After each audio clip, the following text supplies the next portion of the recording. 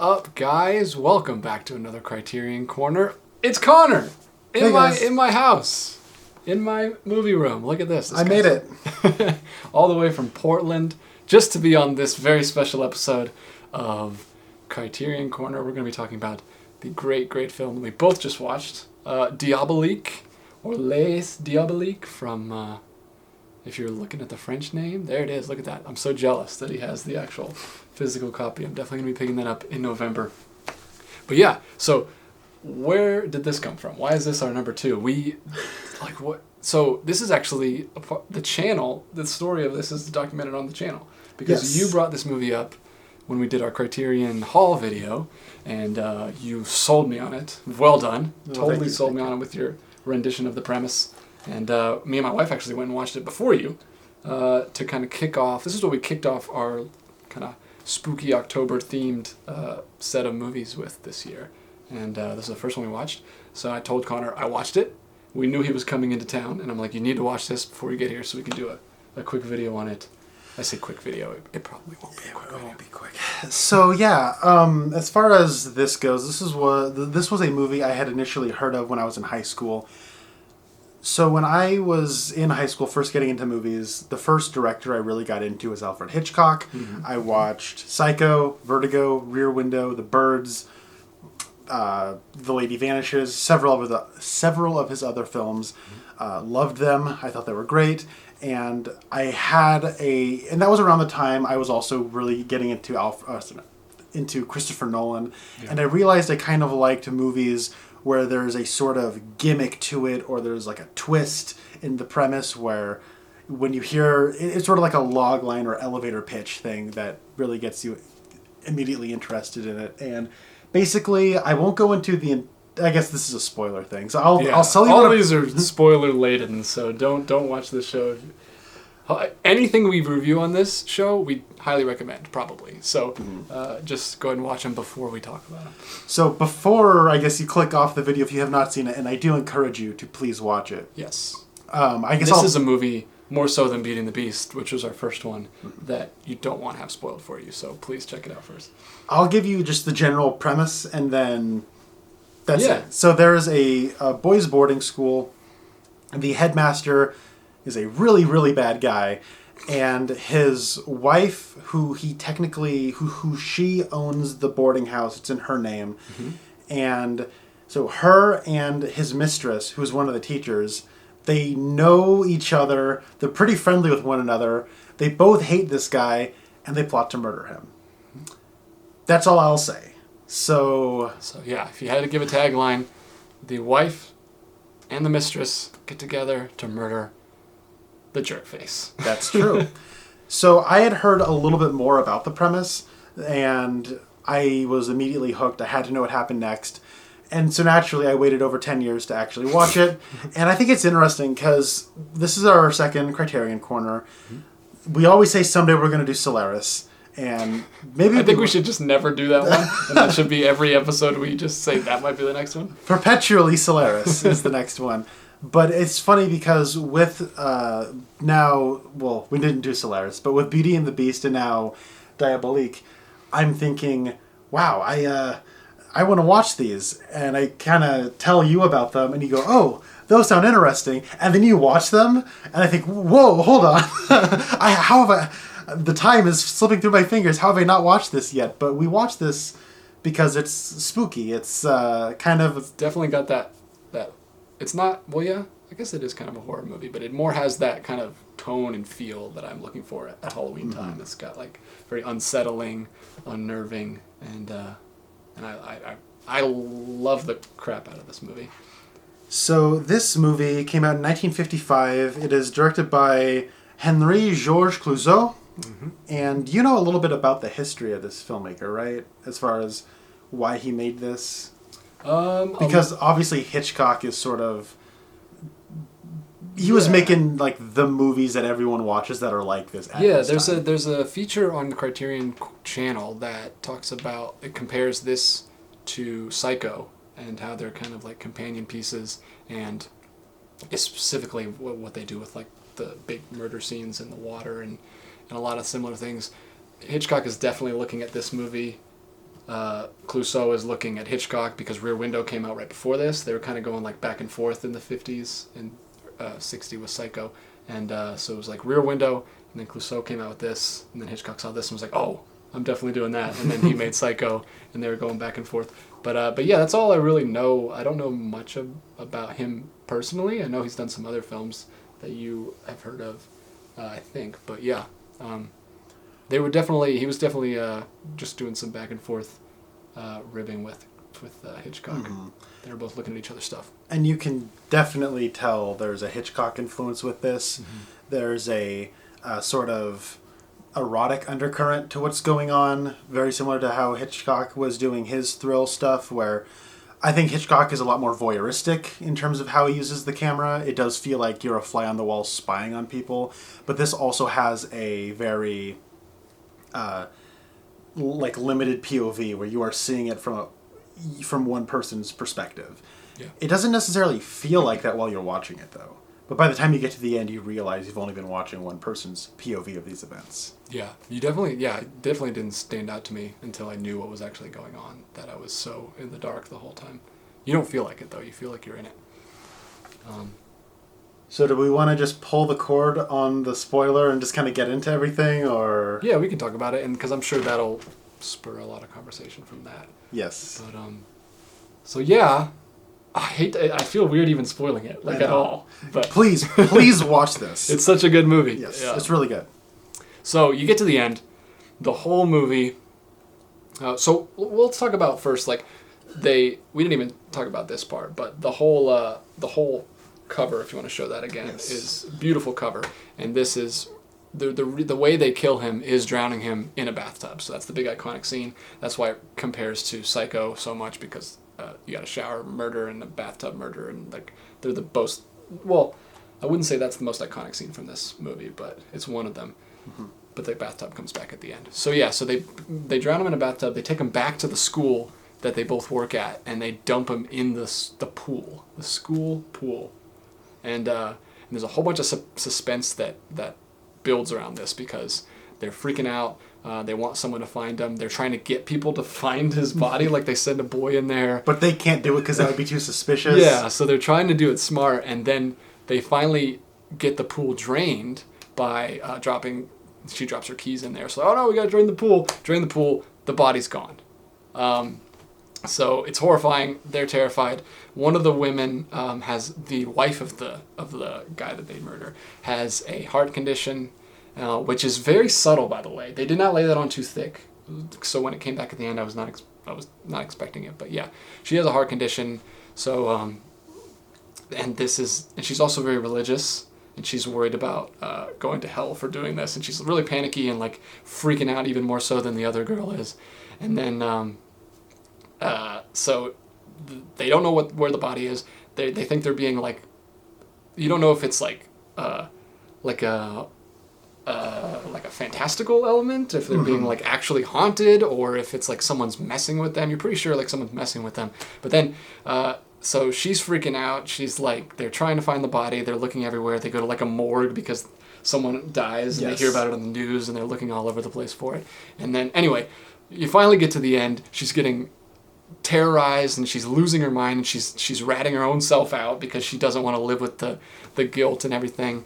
And then she's running through her house in the most horrifying scene ever, as someone's making noises and chasing her and following her and messing with her by typewriting and leaving her messages and stuff. Completely feels like she's being haunted, and she goes back to her room, and in the bathtub is the body. Right there. He stands up in the most slow, terrifying way, rolls his eyes back in his head, and her heart finally completely gives out, and she dies. And he takes his contacts out, and you find out that he and the mistress were in cahoots the whole time. It was a complete setup on the wife, and it's the saddest, most... I feel so bad for the woman, but yes, it was the perfect crime. Or was it? Oh, that's true. That's true. I left out the whole part about the... speaking of Psycho, it's very similar to Psycho. There's also a private investigator that gets hired. He actually gets hired why did they hire him to find the body, right? Yeah, so what ends up... he sort of he interjects himself into the situation because she goes to the morgue to ID the body to see if it is her husband. It's not. And a retired detective, is just hanging around there. Yeah, looking for work. I'm interested. You know what? Let me find this body for you. Because when I find this body, I'll charge you. Just pay me what you think I'm worth. If not, you don't have to pay me. And so he starts snooping around. He starts snooping around. He hears her confession. And I don't know if he goes to the police or not, but he, I think, puts the pieces together because, well, only after the woman's heart gives out and she presumably dies, and the horrible guy and his mistress like make out and they're like, we did it, we got away with it. And then he steps out of the shadows and goes, no, you didn't. And so busts him. He does. That was very satisfying. It was pretty satisfying. And it's a roller coaster of a movie, by the way. It is.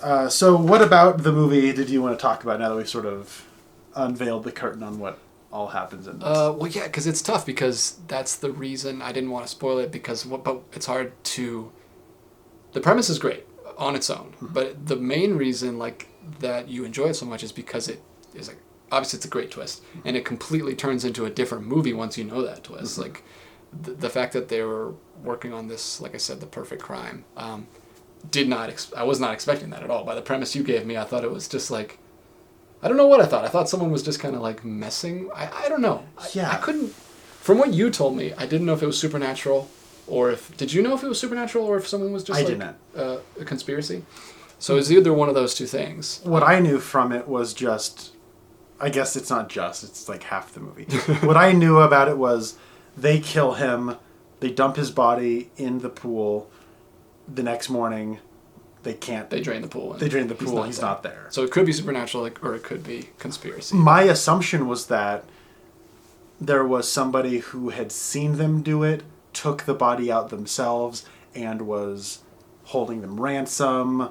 Trying to hold this over their head or something like that. That's what that would make sense for the 50s. Yeah, would happen, but it's not at all. And I think where the direction they went with was pretty interesting. Yeah, it's so cool, and it's kind of simple.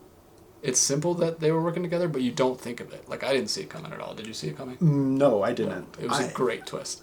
What did you think was going on in this movie? I thought someone was messing with it. I don't know, because it's hard because you assume that someone is doing it, but there's no one that could be. Right. Because he would be dead, and she gets out of town, unless it was some of the other teachers at the school or something. So it's a really good twist because you don't even...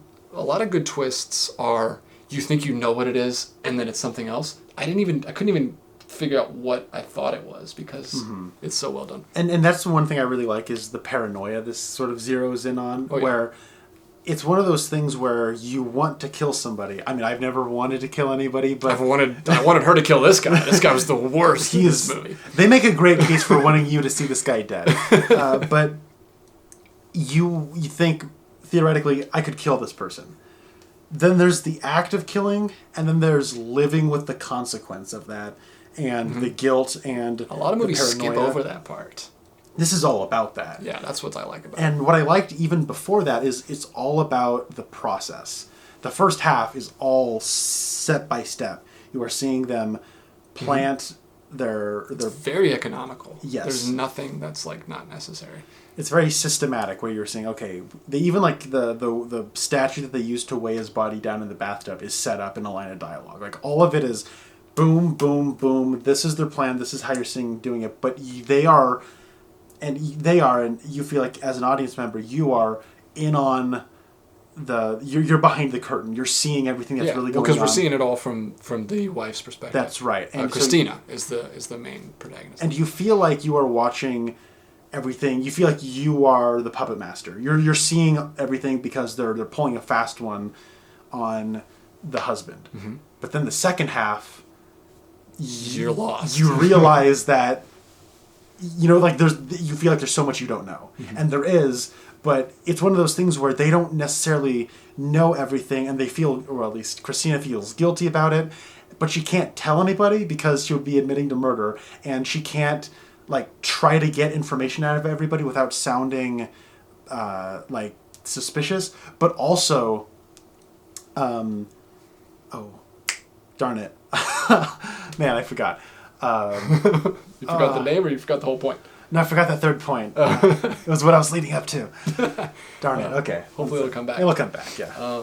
But yeah, one of the most heart-wrenching scenes for me, there's a lot of like, so the school that they work for, everyone treats the kids terribly, except for Christina. She's the one good person. It sucks that she dies at the end, but yeah, especially there's this scene where even Christina turns on the kid, because there's this one kid who always lies. He always makes up stories and like tall tales to make his life seem more interesting. And he says that he saw, and you think he actually did, right? Yeah. Yeah. He says that he saw Michel, who is or she calls him. It's confusing because it's Michel in France, but the main protagonist is Spanish. Yes. And so she calls him Miguel. So it's kind of both versions of the name, but Michael is what we would call him. And the boy says that he saw him on the grounds. This is after he's supposed to be dead. So he scolded me. He gave me this. Why would he do that? Why would he scold him after he's supposed to be dead and not seen? I guess he just knows that no one will trust the kid. Maybe. Because he has such a low opinion of the kids on the campus. But yeah, so he says that he saw Michel, and Christina is freaking out. She's like, "No, you didn't! You could not have seen him!" But she can't say why she knows that he could not have seen him. Everyone else just knows he's missing. Nobody knows that, obviously, except for Christina. Mm-hmm. And do you know what the other woman's name is?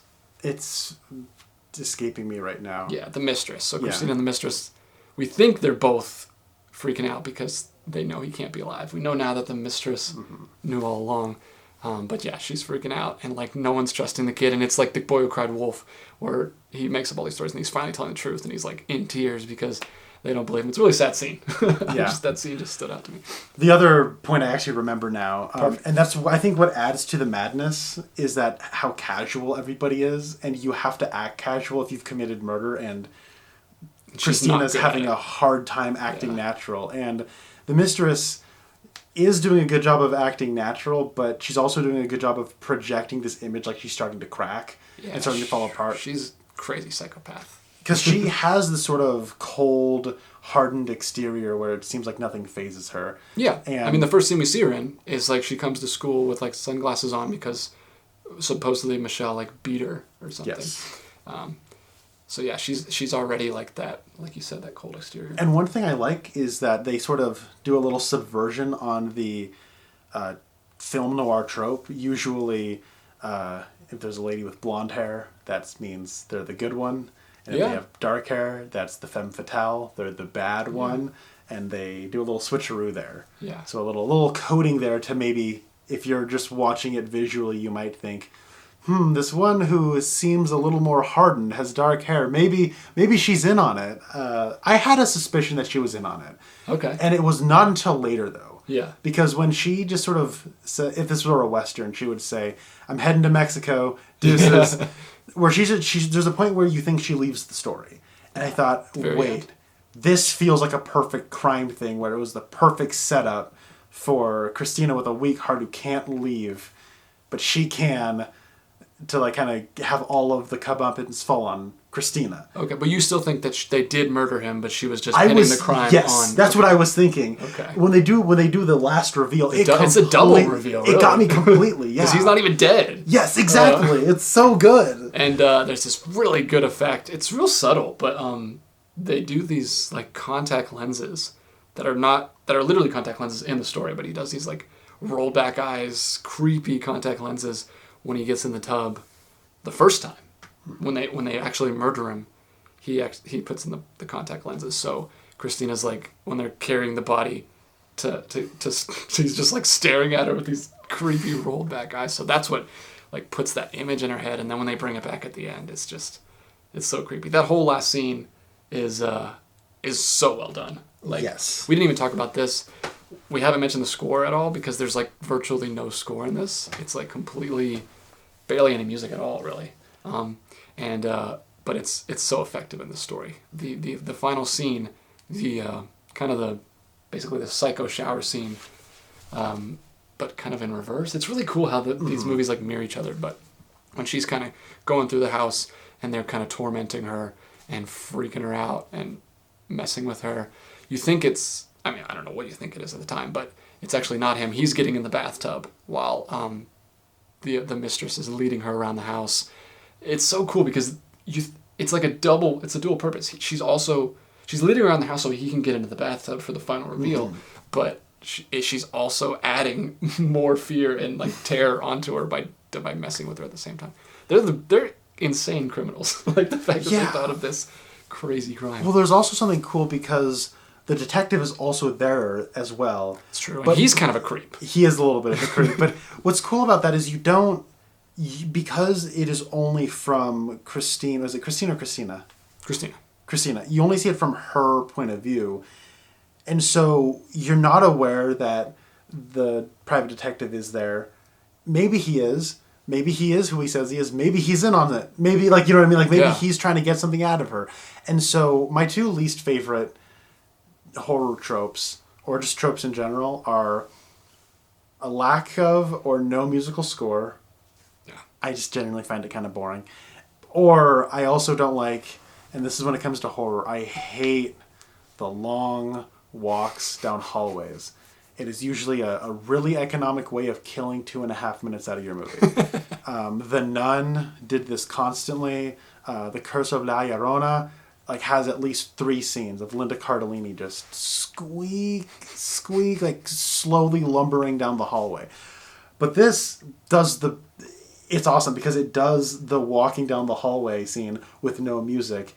And it is one of the most suspenseful scenes I've seen in a movie in a very long time.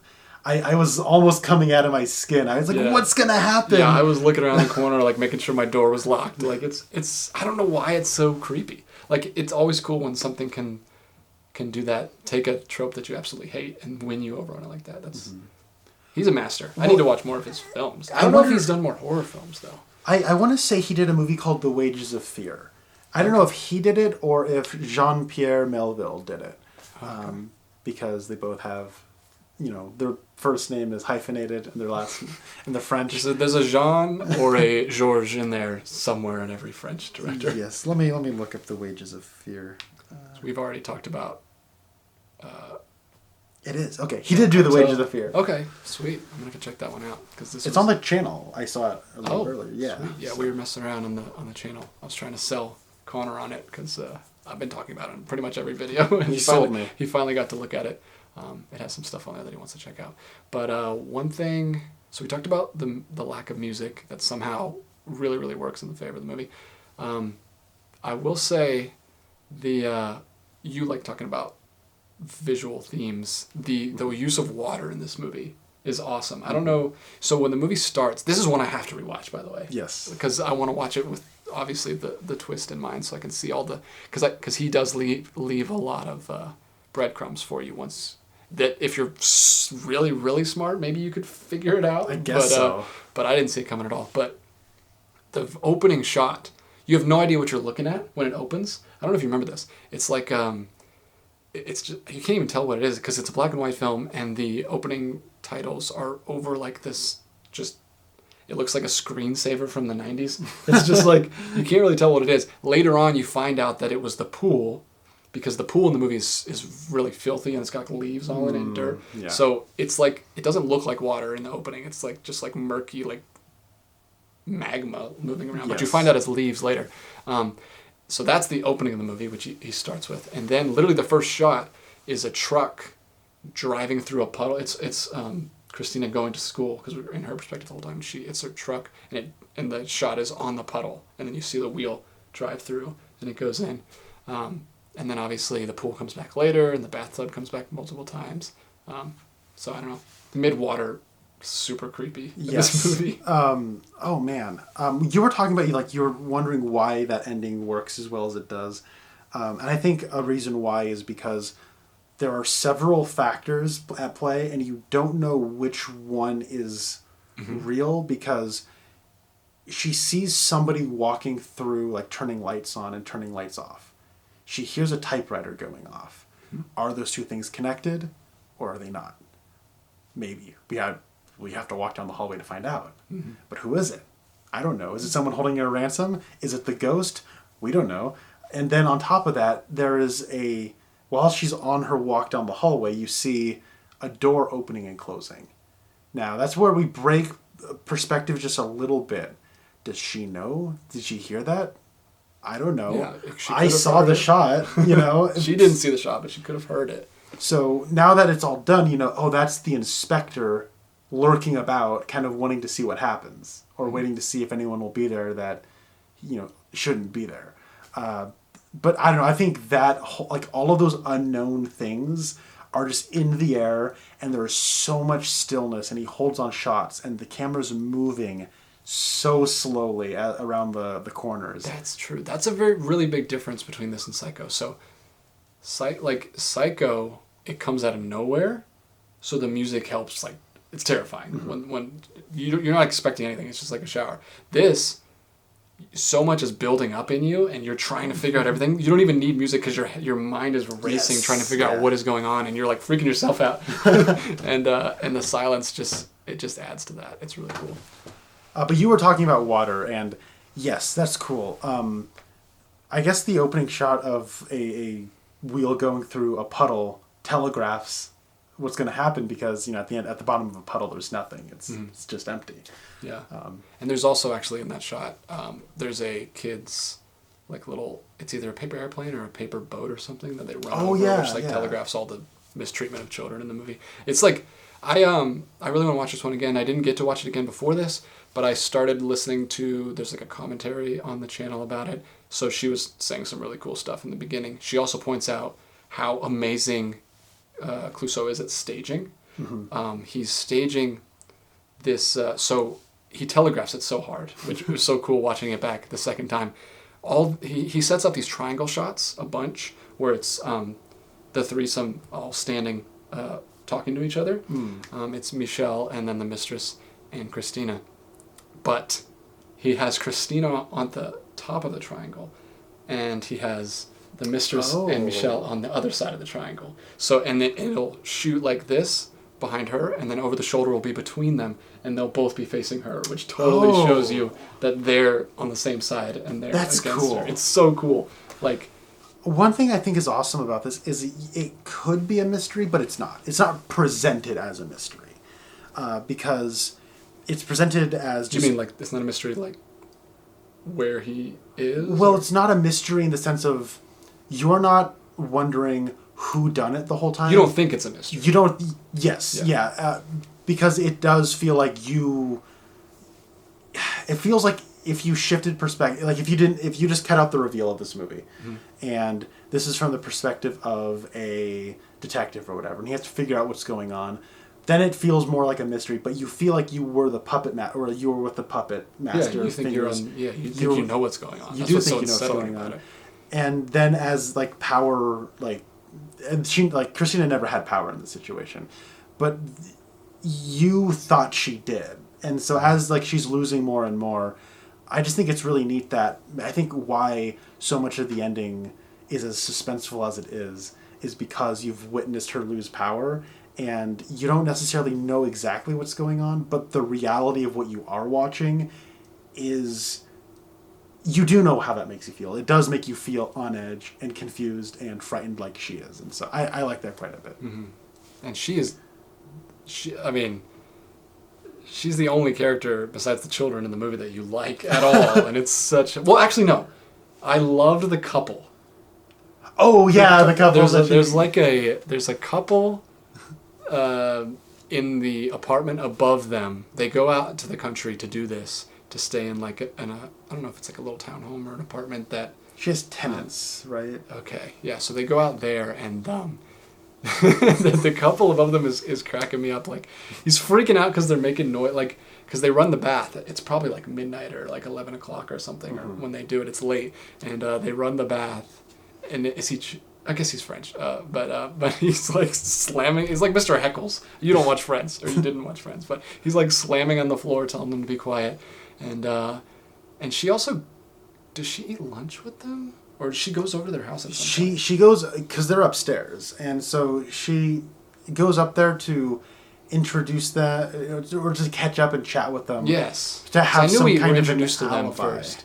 Yes. Because that's while she's getting him to drink the sedative. Yes. It's so because she's setting up an alibi, but there isn't even a murder. Like they thought it out so well, like, and Christina's totally in the dark. But yeah, the couple I thought was great comic relief. They didn't annoy me at all. I loved everything they did. And I anytime and Hitchcock does these kinds of scenes all the time, but them transporting the body back has so many great. Are they going to get caught? Yes, moments. I love those moments. And they have one with them where they're trying to like haul the basket that has the body in it onto the truck, and then the little strap holding it shut opens up, and he says, "Ooh, let me help you out in fixing that." He says, "I have like another box you can put this stuff in." And she's like, "Nope, this one's fine," and she throws it in. And there's another one. Yes. When they stop for gas, and there's like a drunk, like homeless soldier guy who's trying to get into the back of the truck and ride with them, and they have to like get rid of him, which is really stressful. And he's like, "Oh, your bag is leaking." Yeah. Because there's a soaking wet dead guy. Yeah, it's pretty good. Which, what a trooper, by the way. He sat in a bathtub like all night, and then got put right in his wet clothes into a box and thrown in the back of a truck, driving outside, presumably with no heat in that truck in the 50s. So. Yeah, he probably would have gotten pneumonia and died after this trip, after this crime anyway. But, So one thing that I do like about this and with Psycho, because I guess Psycho is like the comparison thing, is because it is remarkable how similar they are. Yep. I think that they both killed the female protagonist. One that's true. Halfway through, one at the end. In a restroom, no less. Yeah. But what's cool is that I had alluded to this earlier. It's the process where you're seeing everything, because that's one thing I really like about Psycho, is the way in which you watch every little detail of Marion Crane do her thing, and then later when you see Norman Bates clean up everything. And that sequence hits a lot of people, and it hits me too. And I think the reason it hits as hard as it does is because you have been watching this woman's process every step of the way, and now you just saw her get taken out, and now she has like just become somebody else's process of cleaning up. And it's just really interesting in the way that movie handles it, and this does a similar thing. Also, both women confess. Marion Crane doesn't confess, but she's going to. She resolves to go back and like return the money and everything right before they die. Yeah, that's a good point. Man, it is pretty strange how close they are. It's strange how similar they are, but also strange how different they are, like structurally and just the story-wise. But I don't know. They're definitely playing with the same pieces. Well, there is an essay in here. It's pretty good. Yeah, I need to read that. I don't have this disc yet. I'm definitely going to get it in November. But it is an essay by Terence Rafferty, and it's called "Murder Considered as One of the Fine Arts." It's 6 pages. And in this, he talks about murder plots and whatnot as a common theme in fiction and in reality, where he kind of talks about how it's sort of impossible to get away with a perfect crime in the same way it's impossible to get away with a lot of people say there's no such thing as a perfect movie or a perfect piece of art or whatever, but that doesn't stop people from trying to make the perfect piece of art or the perfect movie or something. It doesn't stop people from trying to get away with the perfect crime. And that's kind of one of these things that I like about 50s thrillers like this and with Hitchcock's work, is that people like them because they feel so personal. It looks like you're looking at the inner psychology and the inner world of the people who are criminals doing their thing. And I think it's great because it makes me never want to be a criminal ever. No, this one especially, because how nerve-wracking it would be. And I guess when it comes to Psycho specifically, I know this isn't a video about Psycho. We keep bringing it up. But that's a movie where I'm thinking about how impossible it would be to do a perfect crime, because even when you are a stranger who shows up at a location you have literally never been to in your life, the way a human occupies a physical space almost instantly is shocking. And even, like, because that's the eventual downfall of Norman and Mother in that movie, is they eventually find out that Marion Crane did stay there because there's that one last piece of paper in the toilet that Norman was very thorough, but he didn't find that one little piece of paper. And with this, though, I think it's kind of interesting how they're trying to get away with everything, but even though you think they might get away with it, and, you know, what's-her-face does die, there are certain things about the way people occupy spaces, the way different people occupy the spaces that have been occupied by other people, and the way people sort of understand how other people occupy spaces. It creates an interesting dynamic where I think this movie has like the perfect like finale, like not just like climax, but like the last 2 seconds of the movie is great because there's the boy who tells tall tales, and he has his slingshot, and they said, "Who gave you your slingshot back?" And he says, "Mrs. Christina gave this to me." I'm like, "Don't be a liar. She's dead." And he's like, "Okay, go stand in the corner." Yeah, so he did not learn his lesson at all from the... But is he lying? How would he have gotten his slingshot? It's locked in the principal's office. True. You know, like there are those things where I don't think he was lying about seeing the principal earlier.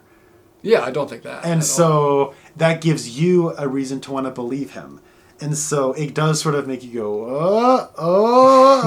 and then it fades away. Also, I love how this at the very end says, "Don't spoil this movie." Oh, yes, I love that. Don't be a devil. I've never seen that. There's a spoiler, well, not a spoiler warning, but there's a memo at the end that says, "Let people enjoy," and here we are spoiling it. Hey, It's been 55 to 2001. It's been almost 75 years. Yeah, well, almost 70 years, right? Yeah. Oh man, it's been a long time, but we did give a spoiler warning. But yeah, there's this really cool thing at the end where it's like, didn't Psycho do something like that too at the beginning, or they lock people out? So yeah, that was all in the marketing. Yeah, but this is literally at the end of the movie. They're like, "We know you enjoyed the heck out of this movie, so don't go spoil it and tell everyone else. Let them have the same experience." By the way, how much confidence does it take to say this is pretty awesome, right? Yeah. Don't spoil it. That's a cocky director, but I'm with him. Hey, if I made this, I'd be cocky, you know. Yeah, it's hard to even not think after you just wrote this movie that you'd be like, "Oh yeah, this is gonna be cool." I got something on my hands here. Which we should say it is based on a novel, but he did a twist on even the novel, because the novel is the two women are the ones they get the man to murder one of the women, and then they say that they murder one of the women, and then she comes back and starts haunting the man, and they get the man to kill himself, to shoot himself, and then they run away. They're actually like lesbian lovers in the book, so it's kind of the complete flip. Yeah, they just sort of take the triangle and turn it. They just turn it one, like a little musical chairs, one to the right. So he took the novel and twisted it, which the writers or the writer of the novel was not too thrilled about. So says the historian on the commentary. But I mean, hey, it's all, and it sucks because it also doesn't use the title of the novel as it. So that novel just got kind of screwed. They didn't get the story right, and they just changed the name. Well, that's the thing, is this movie did get a remake in the 90s. I don't know if it was one of those TV remakes that, like, Rear Window got a TV remake starring Christopher Reeve in the 90s. And oh, wow. I didn't know that. And that's probably a reason I haven't heard of it. Maybe it was made for TV. But well, the Psycho remake was not made for TV. That is true. It is terrible. I am so glad I've never seen any of that. But when it comes to like this, it's like I understand why they would probably need to change it, because I don't know how French censors were in the time. Maybe showing a same-sex couple at the end of your movie wasn't going to be very kosher in France in the 1950s. I'm amazed. Like, I think the reason they got away with showing a dead body on screen is because it wasn't really a dead body. Yeah. Like, you can see the woman going, "Oh," and kind of falling over, but you don't see them hauling away the dead body. Or I think if they do, like, she has a cloth over her, so it's like you don't actually see the body itself. Yeah. But I was like kind of shocked at real quick, we're talking about the bathtub scene. There's an amazing little tidbit to that scene where, so we didn't talk about it, but the way they're able to kill him is Christina is given by the mistress a drug that she puts in some alcohol, and she gets him to drink it, and so then he passes out, and then they put him in the bathtub and drown him. And now you think at the moment it's just what happened, but now you know it was them messing with her even more, because right before she grabs his head to shove it under the bathtub water, he goes and like opens his eyes and wakes up and looks straight into Christina's eyes, and you see her like jump, and then she shoves her under. So in her mind, he's waking up as he's being drowned. I don't know if you remember that, but yeah, that was such a great little touch where he's like, that is great. Like, I don't know how they coordinated that, but right when she's about to push him under, he opens his eyes and looks right at her, and then he drowns him. Oh. Do you think their plan was one of those things where, okay, she's got a weak heart. At any point, her heart could give out, and if it gives out right when she's giving me a drink, then great. Oh yeah, you don't have to worry about it. They didn't know how far they were going to have to go. Yeah, and so when like the head, if I open my eyes at the last second, maybe that'll get her, and I don't have to get carried back in a box, X amount of hours or whatever.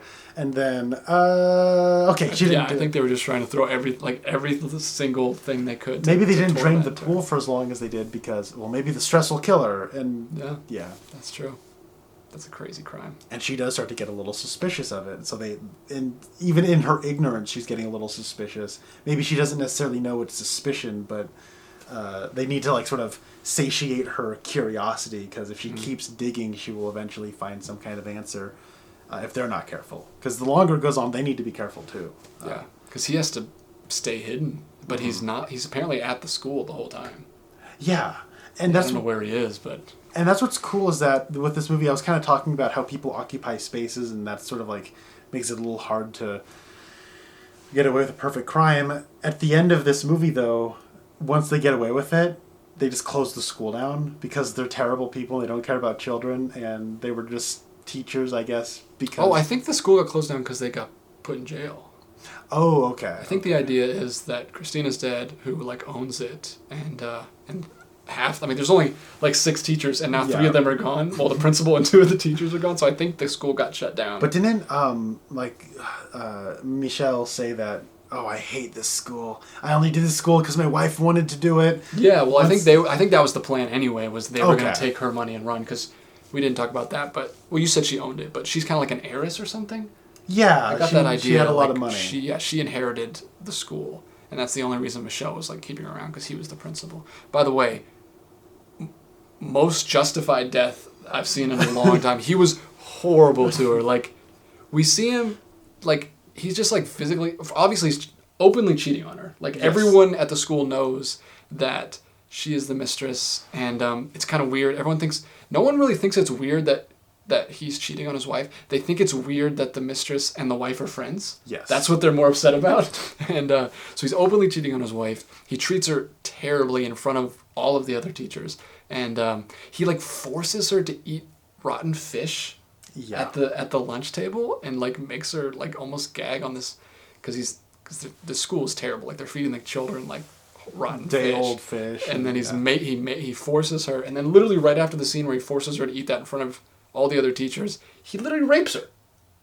Yeah, he just rapes his wife, like, and it just pans over, like, he starts walking towards her in the school, like right there in the cafeteria, and then it pans over, and you just hear her scream, and he's the worst. And then literally, he calls her to find out, when he finds out that she's staying out in the country home with his mistress, he screams at her on the phone and like says, "I'm coming there right now."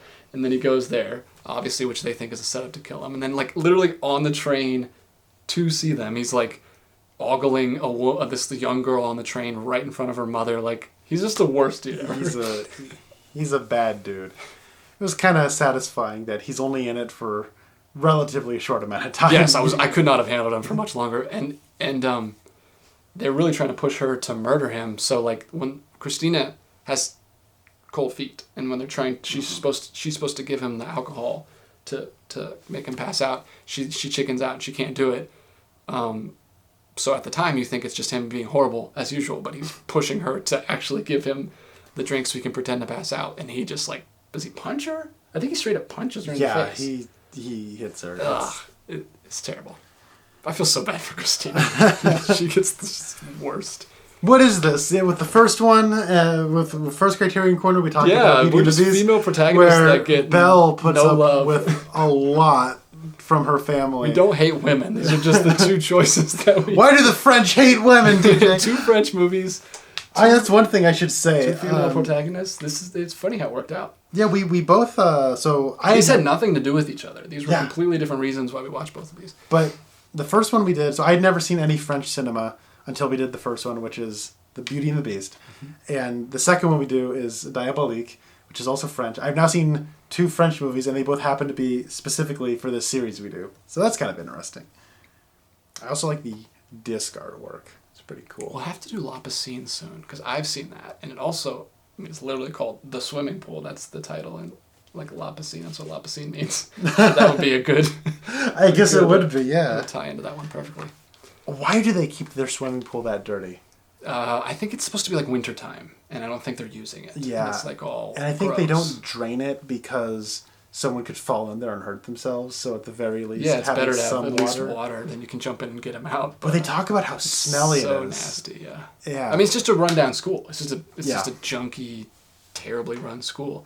There's literally Michelle, the principal, the 2 women that are both teachers, and then like 2 other male teachers, and they're running the whole boarding school. And the kids, the boys are They hate it. terrible. They're just running around like acting like hooligans because they're treated like hooligans and treated terribly. But yeah, there's a lot in this movie, and I definitely can't wait to give it a second watch because it's definitely one that deserves a second watch. Yeah. It might even be more. It won't be. I don't know if it'd be more entertaining, but it would just be more interesting on the second watch. Yeah, that's something that's cool. I really wish I would have watched this in high school when I was watching a lot of movies like this. This one really would have stood out to me. I'm glad I didn't have it spoiled for me, and it still hit me so hard, even though I'm 29 now. I'm glad I'm not too desensitized that this still didn't work for me, because I think it's great. Yeah, it's really good. I don't know if you had any more else to say about it. I'm sure I will as soon as I turn off the camera, but I think that's a good video for now. It's a good place to stop. Definitely check it out if you... I was gonna give some like criteria for checking it out. I think anyone. I think this is a movie for anyone. It's in the same way that Hitchcock movies are generally just agreed upon as they're great and everyone likes them. This is a lot like a Hitchcock movie. I guess I should say I don't like this quite as much as DJ does. I like it a lot. I don't really have anything bad to say about it. Yeah. To me, it is just one of those things where when I watch it, like the best Alfred Hitchcock movies, they're about a lot more than just a cool murder mystery or something. They're kind of about storytelling and movies and why people watch movies and why people make movies and all those other sorts of things. Maybe I could discover that upon rewatching this. But as is right now, it just sort of seemed like, yeah, it's a fun suspense story. That's that's why it doesn't need to be more. Yeah, I wouldn't put it up with right next to Psycho. I think it's probably as well made as Psycho. Oh yeah, it's excellent. But Psycho has a lot more going on that appeals to me. Like with Norman Bates as a character is just fascinating, and I mean, Psycho is my favorite Hitchcock movie. I don't know if I said that at the beginning of this, but yeah. So the fact that I'm even talking about it like in the same league as Psycho is high praise for me. That's cool. I guess I did have one last thing to say. Sure. Because I remembered we were shooting that video. Charade. Charade is a movie that I right weirdly... in the green section. Charade is a movie I weirdly I saw a lot of commonalities with Diabolique, because... Oh, yeah, so talk about movies that have like 50, or that twist. Well, that one like twists back and forth like 15 times, like it keeps changing it. But that does feel, to a lot of people, they just think that's a Hitchcock movie. It's not. Yeah. And it's because it has Cary Grant, it has Audrey Hepburn, it's 60s, it's kind of a mystery spy sort of people getting involved with shady characters kind of movie. It twists and turns. But that's a movie where that's playing more into... I mean, clearly Stanley Donen was inspired by Hitchcock. I think it's just evident. But that movie is playing more into the fun, sort of humorous side of Hitchcock's movies. Mm-hmm. And this one is playing into the complete opposite direction of that. Like we said, pretty much the only comic relief is the couple. And that's during the darkest stretch of the movie. I think they used they needed that. We should probably throw in some fun comic relief. But it also does throw in a fun monkey wrench of, are they going to get caught right out of the gate? Yeah. Right? Yeah, you need those characters there. But that's interesting. That I've never thought about that as like a Hitchcock movie. I didn't feel like it was a Hitchcock movie when I watched Charade, but it's interesting thinking about that as a Hitchcock movie because he always does the man what's the saying that you always use? The man who, Oh. I'll just paraphrase, the man who gets mixed up in the wrong situation or gets mistaken for someone else, and in that it's the female Yes. that gets caught up in the crazy shenanigans That's that she's true. not involved in. Which I don't know if he ever did. Did Hitchcock ever do a Well, flip the like that? Birds is a little bit like that, but yeah, that is but it's more. not more. That's like I'm talking about like more like the conspiracy one. Yeah, and I don't know if he did do that. That's a good. He does that a lot with mostly Cary Grant and Jimmy Jimmy Stewart. Jimmy Yeah. Stewart. It's just those two guys switching back and That forth. is true. Yeah, Because that's what The Man Who Knew Too Much is, both of them. And that's what North by Northwest is, obviously. That's true. Vertigo, a little bit. Mm-hmm. So yeah, that's interesting. That I don't know why we're talking about charade. We're talking about so many movies in this that aren't the actual movie. Well, it's just cool because this reminded me a lot of those movies I was watching at that time, and Mm-hmm. I'm kind of kicking myself for just not getting around to it. I think Once Upon a Time, Netflix had a lot of Criterion movies on, Oh really? and this was on there, and I almost watched it. Okay. I decided to watch The Killing for the 80th time instead, but Stay tuned for that Criterion Corner. maybe someday. But that'll be funny. Like, you'll probably watch it and go, well, I probably would have liked this when I was 16. Which is when I watched it for the first time. But yeah, I would highly recommend this at the end, but I hope no one has made it this far that hasn't seen it. But if you did and you still care to watch the movie, definitely check it out. I will be picking it up in November, as I've said already, in that Criterion sale.